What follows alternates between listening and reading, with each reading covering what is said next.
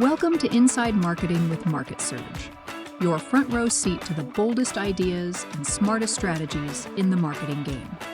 Your host is Reed Hansen, Chief Growth Officer at MarketSurge. Hello and welcome back to Inside Marketing with MarketSurge. Today on the show, we're diving into something we all wish we had more of, time. And not just time on a clock, but time we actually own. My guest is Stephen Jaye, the founder of Reclaim Your Time, a platform and philosophy that's helping people break free from overwhelm, distraction, and burnout, and finally take back control of their hours, their energy, and their lives. Stephen didn't just create another productivity app. He built a movement around what it really means to live with intention. Whether you're a busy entrepreneur, a creative juggling too much, or just someone who's tired of feeling like there's never enough time, this episode is for you. We're going to unpack the myths around productivity, talk about what truly matters when it comes to time ownership, and learning how Stephen turned a personal struggle into a mission-driven company. So let's get into it and let's start reclaiming our time. Welcome, Stephen. Thank you so much for having me today. Yeah, my pleasure. And as I've learned about your journey, I've observed that you have done the entrepreneurship track for many years and have had a lot of experiences with that. Talk a little bit about how you got into entrepreneurship. So it's kind of interesting. I've met a lot of people who kind of had entrepreneurship, in their blood, like kind of their whole lives. These are people who started something when they were a teenager and stuff like that. That's actually not the beginning of my journey. I actually did start my first job. I went to graduate school and then got kind of a regular standard job, learning more about myself. I'll put it that way. That kind of brought me into that area that like we have different modes of employment. And for people who kind of are raised in that way, it's kind of initially learning that, your standard big corporation job is not the only path out there, that there are many other ways to build a life besides just that. And then you start kind of looking into all the different options. I know a lot of younger people now are looking into things like the gig economy, and just other ways to set up life, which is a very exciting thing to observe. It's awesome. I also started in a traditional track, joining larger companies, and have only recently become an entrepreneur and a business leader. And I've loved it. It's been great. It's a refreshing transition. But let's talk about your latest venture here, as I mentioned in the intro. So Reclaim Your Time. What inspired that creation? And was there like a specific spark that inspired you to get started here? Yeah, it's kind of multiple sparks, to be honest. So, I remember being skeptical about the whole movement onto like social media and smartphones pretty much from the get-go. And it was way back in 2010 when I would actually start observing people around me, look at their phones, staring at their phones pretty intently without like acknowledging or really focusing on the people that are actually physically in front of them. And I remember looking around and seeing this a little bit and being like, this is not going to be good for humanity. And boy, do I wish I was wrong. It was one of those things I really, really wish I was wrong. But over time, I started to see some of the mental health statistics that I think a lot of people are now aware of, the loneliness, the anxiety, the depression, all really starting to spike if you look at any of the charts around the year 2012. 2012 is a significant year because 2012 is the year that market penetration for smartphones reached 50% in the US. So starting in 2012 and onward, more than half of Americans have a smartphone. And now, the number's probably in excess of 75, 80% by now. And so it really kind of comes to culture. And as that culture takes place, we see all sorts of other things change, unfortunately. So I observed that and I worked on my own habits first. But what really pushed me over the edge was the pandemic and the move of everything online. Like the pandemic took these trends, or I should more accurately say, our reaction to the pandemic, took these trends that were already happening for most of the 2010s and suddenly shifted them to overdrive. Now, all of a sudden, we were doing all of our socializing. We all learned, after 3 months of getting drunk with our friends on Zoom, we all learned what Zoom fatigue was. And just even everything such as going around the city and seeing people convert their parking meters to like stuff used on smartphones, I just started to look at this. I was like, this is too much. Everything's suddenly getting worse into overdrive, and I need to start figuring this out. And the first step I needed to take, though, was figuring out for myself my own habit, because I'm not going to be able to sit here and preach about having a healthier relationship with technology if everywhere I go, people see me pulling out my phone and watching random videos. Interesting. So that is an interesting way to articulate. I mean, totally accurate. I think you're articulating something we all have felt and maybe not realized because it creeps up on you. And so, what was that process? How did you overcome your screen time habit? Like how did you learn to control that? Yeah, so the process really was a lot of trial and error and research, which is what the process is for a lot of things that we're all looking to do. And one thing whenever I observe is when we're thinking about these processes is that really it's a matter of, do you want it enough to go through that trial and error? And Mm. for me, I don't know personally that I want it enough for a whole bunch of reasons I won't really get into, but I tried a whole bunch of different things. I tried declaring the first Sunday of every month a phone Sabbath day where I would turn my phone off for an entire day and, make all my plans the days before so I could just have a phone free day.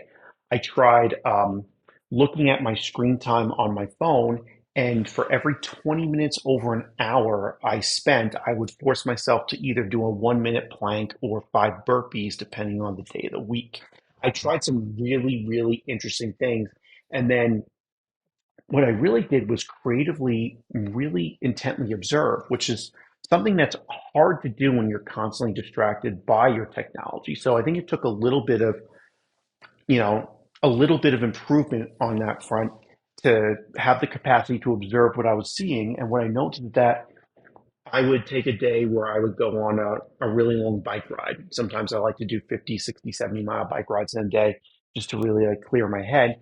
And my screen time would be much lower than a day when there's like, say, a thunderstorm and not like a lot of specific other plans.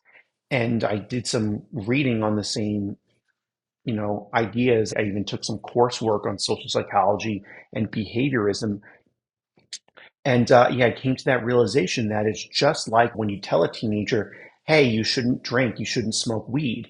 And the first thing that teenager is going to say to you, the same thing that was the first thing you said to anyone when you were a teenager, is, and then do what instead? So I came up with Reclaim Your Time essentially based on the idea that we need to answer that question as we're all now becoming aware of this, as we're all looking to cut down on that screen time and reclaim our lives from these platforms, these algorithms, is we need to answer that question and then do what instead? I love it. This was a question I had marked down, so I'm jumping ahead a little bit. But tell me a little bit about the books you read that were helpful in this journey. I'm a big reader, and so I'm always looking for good books, and especially in this realm, I'm particularly interested. But what do you read that has been helpful? Yeah, so it's kind of interesting that I have like my personal development books, and then I have my books that are like kind of a little bit more specific to the topic. Recently, on the topic, there's been some great books, essentially from like, I don't know, Stolen Focus, Mhm. to Filter World and You've Been Played. These are a lot of books that kind of really describe kind of what's been going on, how these platforms have worked, their motivations and everything like that. In the behaviorism aspect of it, Atomic Habits and Tiny Habits are both great resources around just how to actually conduct and facilitate, even if you're just facilitating your own behavior replacements around not picking up your phone, even to learn some basic things such as picking up your phone. Oftentimes, you've neurologically mapped that kind of sensory aspect of it. You've neurologically mapped the sensory of like either looking at a flashy object or even feeling it in your hands. And there are sometimes ways to kind of do some of those behavior replacements. So those are great. And then, I'll read like the Daniel Pink and Simon Sinek, those types of books a lot around just kind of personal growth and personal improvement and stuff. I love it. I've read a few that you mentioned, and yeah, they've been. I love it. I love that when I meet a fellow reader. So now, as you've talked about how this came about, what is the Reclaim Your Time platform, and how does it work? Yeah, so Reclaim Your Time platform, right now, it is a behavior replacement program. It's a course you can sign up for on my website, and you can go through it at your own pace, or you can go through it in a group coaching setting, which I have calls on Monday nights where people can hop in and kind of get some more additional feedback, additional assistance through that entire program. And also in the process of building an app that's going to help people honor those screen time limits. I think we're all familiar with the current iPhone app where you set a screen time limit, and at the end, it just gives you a screen that says, you've hit your limit with two buttons, okay or ignore limit. Hmm. In my conversations, I've noticed that at least 90% of all people ignore those limits when they hit that screen. A lot of other apps out there, there's some really good ones, but a lot of them are really kind of focused on tracking and sometimes blocking.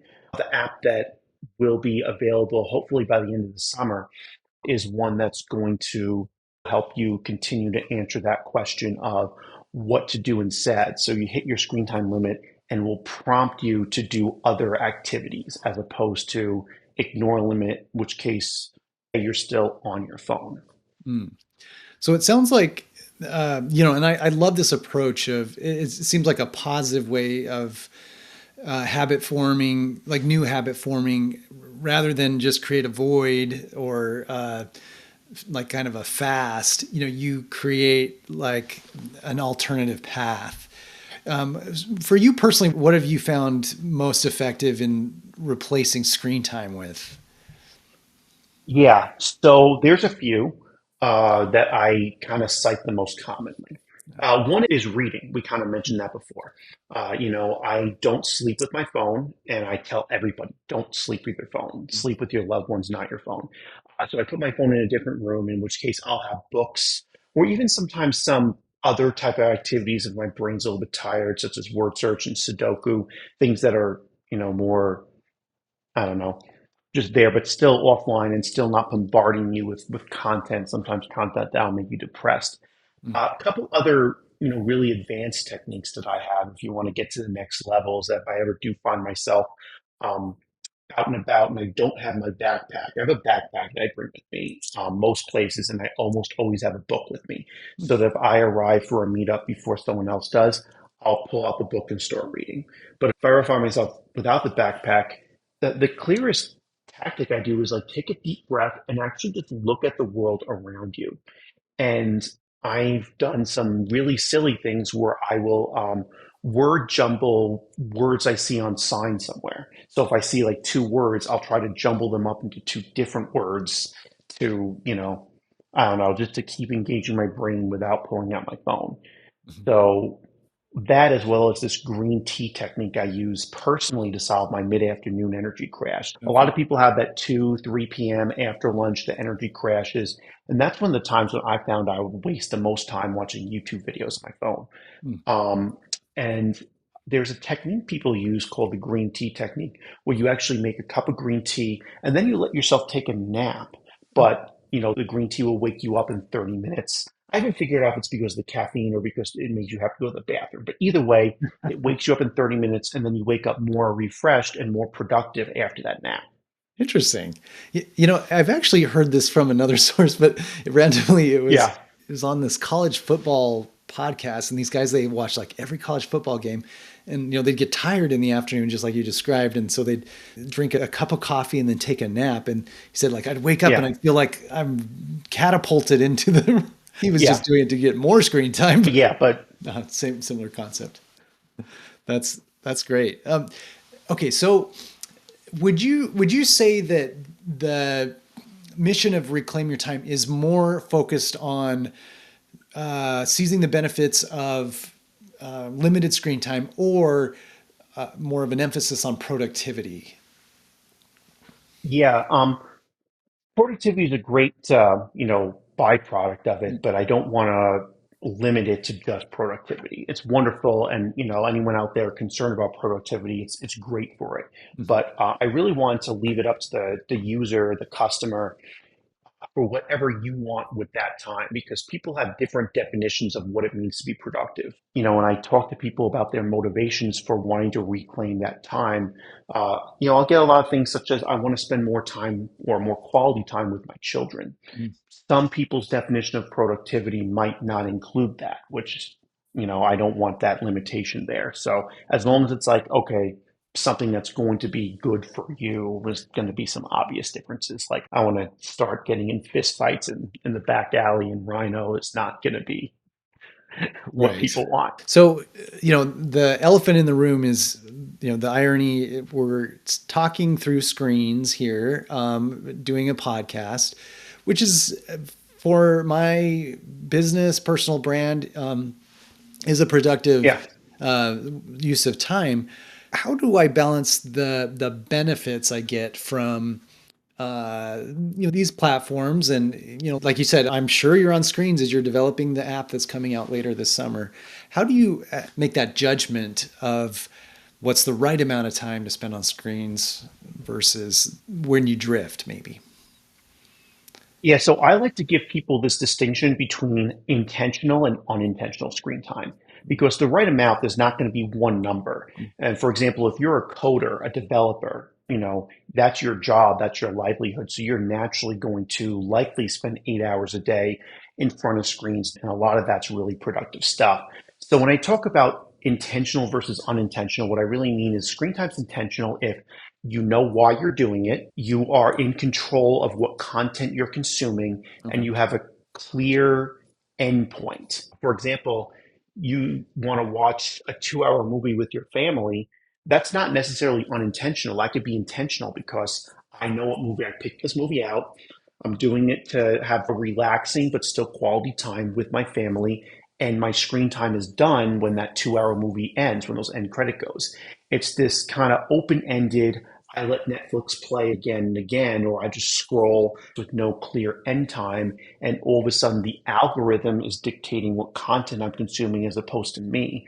That's when we hit that unintentional screen time. And that's the stuff I think we all need to limit to pretty much nothing if we can. Okay. Now, tell me about your users and your adopters. Do they have something in common that attracts them to this? Does the customer you envisioned differ any bit from the early adopters here? So I have a pretty broad idea. So I didn't come with a very, very high level of attachment of who the early adopters are. A lot of people will come to business and they'll say something like, my early adapter, I have this persona. He's 36. His name is Chris. And, he's starting his first business, but he likes to play golf on Saturdays and his favorite ice cream is Rocky Road or something. I'm not really kind of getting into that. My broader idea is that the people who attracted this program are going to be people who have some kind of a desire to improve something because that same thing with kind of all self-improvement and anything that we're going to look at, people have to have some level of desire for that, and there are people who just either don't or are in a place where their needs are a little bit different. What I mean by that is that if someone's really, a lot of these people are people who have a really high amount of screen time, but there are people whose needs, they're feeling so far down, which is, really incredibly sad. I mean, I have no intention on ragging on these people, people that are so far down that what they really, really need at first is a therapist, is some sort of a program to get them to feeling a little bit better about themselves before they can even try to tackle on taking on this really, really addictive technology, which Tristan Harris described as a supercomputer pointed at your brain.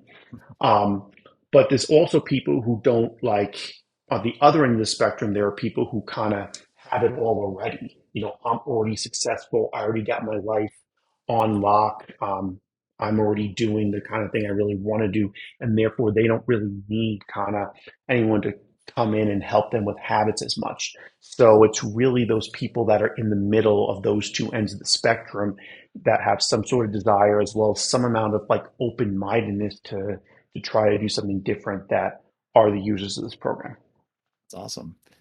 And I love that this is so. I mean, obviously, it's the smartphones and the screens that we have to use. Everybody, it affects everybody, and so there's an unlimited audience for this platform. And so let me ask you a little bit, if we can zoom out a little bit, as your role as the founder of Reclaim Your Time.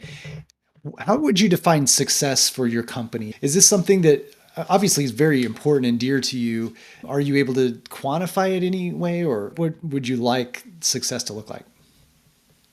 Yeah, and this is where I run up against some conventional wisdom quite frequently because conventional wisdom always says the idea of a SMART goal, specific, measurable, all that stuff.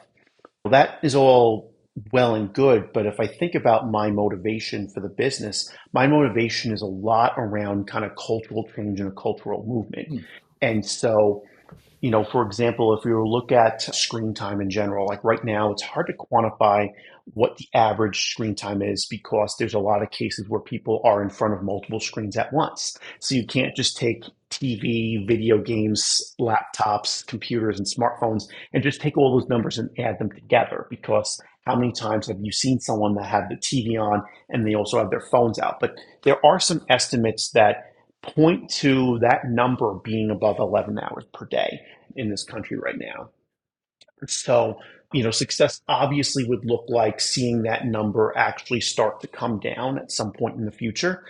But also, a lot of that success kind of shows up in secondary and tertiary impacts. This is where I feel like when we implemented social media and smartphones to begin with, we didn't actually think about secondary, tertiary impacts. When we looked at these things, all we did was look and be like, oh, cool, I can share photos with everyone on this Facebook wall because, Facebook was the big platform then when everything really ramped up. And, the idea that, oh, maybe it's going to actually make us lonelier. Oh, because it's going to replace, the more in-depth actual communication in person with a bunch of kind of, I don't know, surface level, interactions or, the really nasty stuff that we see on some of those forums now. So we never thought about that secondary and tertiary, which is what I'm trying to do different. And I pray we do different with AI, by the way. But that's Right. a whole nother conversation. But, like if someone reclaims an hour of their time per day from an addictive platform, what they do with that hour is something that I'll probably never really know unless that person kind of specifically, makes an effort to tell me. But there are some innovations, maybe some new creativity, a new music genre could even develop. It's been about, 50 years since we really developed a whole new music genre. So Yeah. yeah, all that stuff coming in would just look like success, but it's way more subtle than saying if I reach 100 million in valuation and stuff like that. Yeah. No, I love it. And I'm sure that having a philosophy driven business, that you really, I mean, I'm sure it just feels different. So I'm really impressed with what you're doing. And I think we covered everything. Is there anything else that people should know about your platform that I didn't touch on? I feel like I'm coming from an outsider. I might want to give Yeah. you a chance to elaborate on anything that was missing. Yeah, well, just two things real Yeah, quick. Number one is that the website is reclaimyourtime.co. perfect. I don't have the domain for .com. It's just reclaimyourtime.co. And then the second thing that I just really like to tell anyone hearing about this issue in general is that it is not your fault. I talked about that supercomputer pointed at your brain. The platforms, every one of them that's addicting people left and right now, they're all built with one goal in mind. If you read any book about Mark Zuckerberg, the history of Facebook slash Meta slash whatever it's called by the time you're listening to this, or any other platform like Twitter, X, or whatever it's called by the time you're listening to this, they really all economic incentive is to bring in as much user hours of engagement as possible because that is what the value of their business is. It's entirely dependent on that ad revenue, and the ad revenue really comes in with the number of hours. So they built these things to purposely be addictive. And so I really want anyone who may be struggling with this, anyone who may be listening to this and saying something along the lines of, oh my God, my phone said I spent 4 hours and 18 minutes on screens. And I watched all this yesterday and now I feel like shit about myself, to really, really take a deep breath. And I just want to say, it is not your fault. You're not to blame for this. They built this on so many types of psychological tricks, from sensory overload, those flashing lights and everything, to the variable reward system that is used to hook people into gambling, a lot of other things, and drugs. So really the journey starts with recognizing that these platforms are causing big issues, but also recognizing that this is not your failure. This is not your moral failure. This is not some sort of thing that you did wrong, like, oh, I am not tough enough. I don't have enough willpower, anything like that. I love it. Thank you so much, Stephen. And again, that's reclaimyourtime.co. And I will include that link in the show notes. Stephen, it has been really, I'd say, inspirational to talk with you. And I'd hope that, like you said, that anybody struggling with this knows it's not their fault, that there are solutions and remedies to controlling the screen time. So I enjoyed our conversation, and I hope we can talk again soon, Stephen. All right. Thank you so much. Want to stay ahead of what's actually working in marketing right now?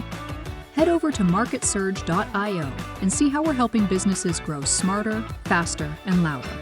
That's MarketSurge.io, because your next breakthrough shouldn't be a guess.